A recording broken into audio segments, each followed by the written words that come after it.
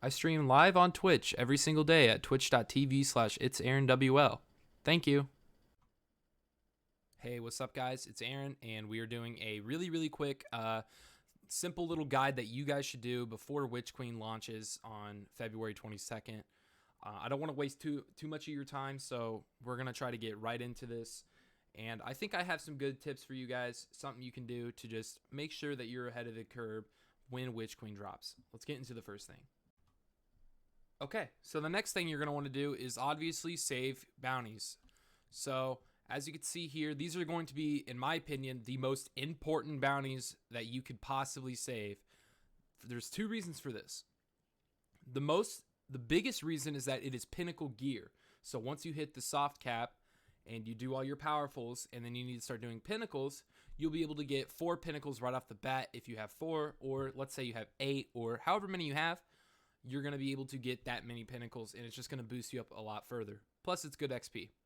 Also, when the Iron Banner comes back, and Witch Queen will probably have some new Iron Banner gear to go with it. So you will get a chance at getting some of that new gear before the Iron Banner even comes back. But these aren't the only bounties you're going to want to stack. You're going to want to stack as many bounties in like Crucible, Gambit, Vanguard, EDZ, wherever, right? You're going to want to hold on to those bounties, because you're going to want to have as many as possible to upgrade the Wayfinder's Compass or whatever it may be fast, so that you're able to get all the artifact mods. I would also suggest clearing out as many of these as possible. I'm only going to hold on to the Cryptolith Lure for now because there is something I need to actually do with it. We'll get into that in a later point. And I can't actually dismantle this, so I'm just going to complete this today just to clear up most of your slots, because I don't know if you guys knew this. I didn't know this, but this is total quest and bounty capacity. So these also equal these, which I did not know. So I started clearing this out. I think you guys should easily do the same. So the next thing I want to talk about that tied into the Wrathborn hunts is catalysts. You're going to want to complete as many catalysts as you possibly can. Some you're not going to be able to do, obviously, and there's still some that I haven't even done, right? Like Skyburners, Borealis, Ruinous.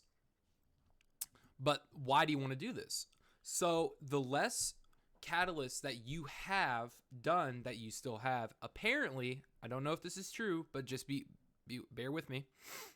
Apparently, what will happen is if you have a lot of incompleted ones, you cannot grab new ones or get new ones until you complete some of the old ones. And obviously there's still some that I don't even have. So, and this is why I needed the Wrathborn hunts. But yeah, and also another good point for completing these catalysts is we don't know what the meta necessarily could be. Let's say they change Darcy and it becomes top DPS. Then you're probably going to want to have the catalyst done, or let's say Whisper comes back, or something like that, right? Something that like completely makes the gun insane. You don't know, right? And because we don't know, you're going to want to try to complete as many catalysts as possible just to try to be a step ahead of the curve, because we don't know, again, what's going to be meta. It could be something like Gallarhorn, which most people who have Gallarhorn got the cat and finished it, so if that's going to be meta, then obviously get your catalyst done. So the next thing I want to talk about is Umbrals. So focusing. What should you focus with your Umbrals in preparation for Witch Queen? I don't have many, but there are 2 things that you're going to want to go for. One is a Threaded Needle. You'd probably want something along the lines of Vorpal and auto-loading on it with like Liquid Coils or something that boosts that damage. You're really going to want that.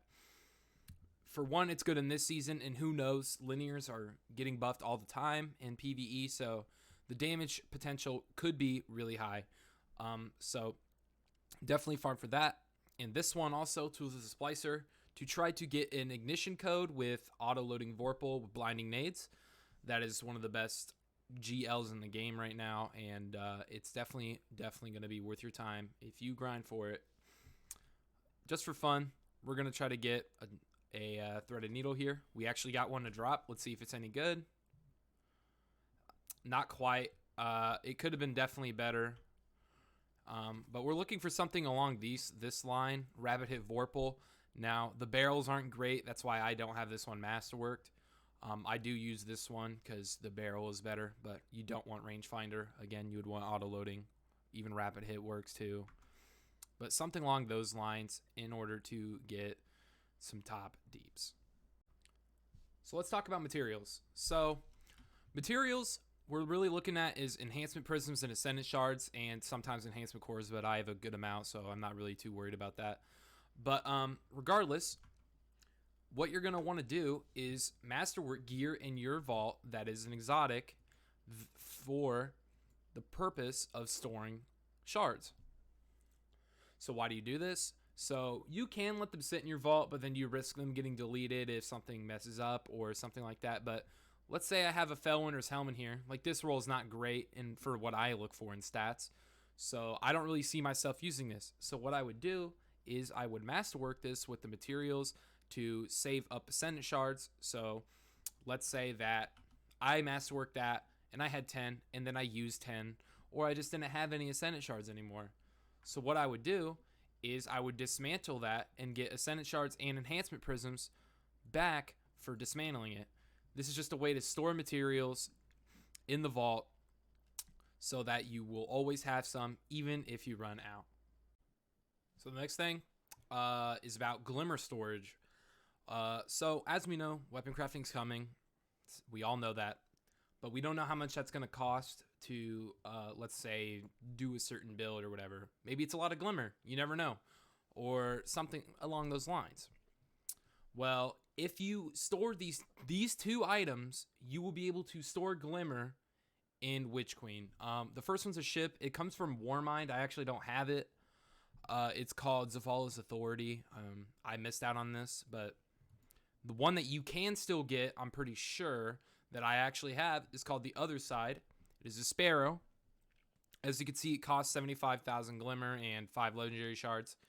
I would store some of these into your vault so that later, if I'm running out of glimmer or something of that nature, then you can just go ahead and destroy some in your vault and you get more glimmer. This is just another way to stack glimmer because we're capped at 250,000, so it's good to have extra glimmer if you are running out or just need some. You can also have legendary shards in there too, so you can get some of those back as well. So back on materials, I actually forgot about this. We know we're going to get new stasis artifacts or fragments. We know this is probably going to happen. So what I recommend you do is to stack up a few of these. I have 2 here. I'll probably put them in the vault, but I would get around 3 to 4 of these because I don't know how many fragments we're gonna get.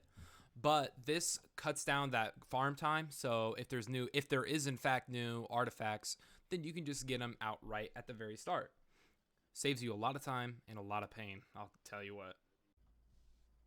So the next point I want to talk about is Harbinger and Presage. If you did not know, Harbinger and Presage are going to be going away next season. So if you do not have God rolls of the Hawk Moon and the Dead Man's Tail, I definitely recommend you go and get these. The reason for it, if you're like, oh, I could just, if you're allowed to craft them, then what's the problem? I'll just craft them. I'm like, yeah, you can do that, but if you be ahead of the curve and you farm for these rolls that you are looking for, then you're not going to have to use your materials to get a randomly rolled Dead Man's or Hawk Moon or whatever you're looking for. You won't have to do that. If you can just farm for it and get lucky, then it saves you a lot of time and a lot of materials later down the road. And who knows, we might not even be able to craft random rolls for these things. So you just got to be a little bit ahead and just make sure that you got these God rolls. This next thing comes from Master Grasp of Avarice. If you did not know, the armor from Master version comes with an additional mod slot, which you're definitely going to want because obviously extra mod slot equals, if you wanted to, in Crucible, 3 shotgun dexterities, which is super nice. So this could come in really, really clutch with things like the Witch Queen raid or just high level gear where I want to run this. You can do that. You don't have to pick and choose between two. You can get all three. Definitely worth farming. So this last one is a bit speculative, but I think it's very important to do. These paraversal halls, if you did not know, drop, if you are below the soft cap, will raise you to that soft cap. So it is very important to possibly stack these, so when you get into Witch Queen, you can just pop a lot, get to the soft cap very, very quickly, and you will be more than ready for that raid. Just make sure you stack them. You don't need like 100 or whatever. If you want to go for 100 and get every single character to the soft cap, go for it. I'm probably going to try to do that. But we'll see what I can get to. The best way to farm strange coins for this, you can either like run strikes or just run Dares of Eternity. There's a lot of ways you can do it. But just hold on to these. And you can get exotic gear. You get a ton of good stuff, get the treasure keys, more rolls if you are still searching for certain things. But yeah, this is, again, speculative. We don't know if this is going to happen in Witch Queen or if it's going to work in Witch Queen. But it is that chance that I think you should be willing to take. And regardless, even if you don't, you can still get good materials, good legendary juicer rolls. So definitely worth your time. So there you have it, guys. That's everything that I would do in preparation for Witch Queen on February. Definitely should do all these, if not more. There's probably other stuff I haven't mentioned that I didn't think about. So if there is anything like that, leave it in the comments. Let me know. And I'll catch you in the next one, guys. See you later.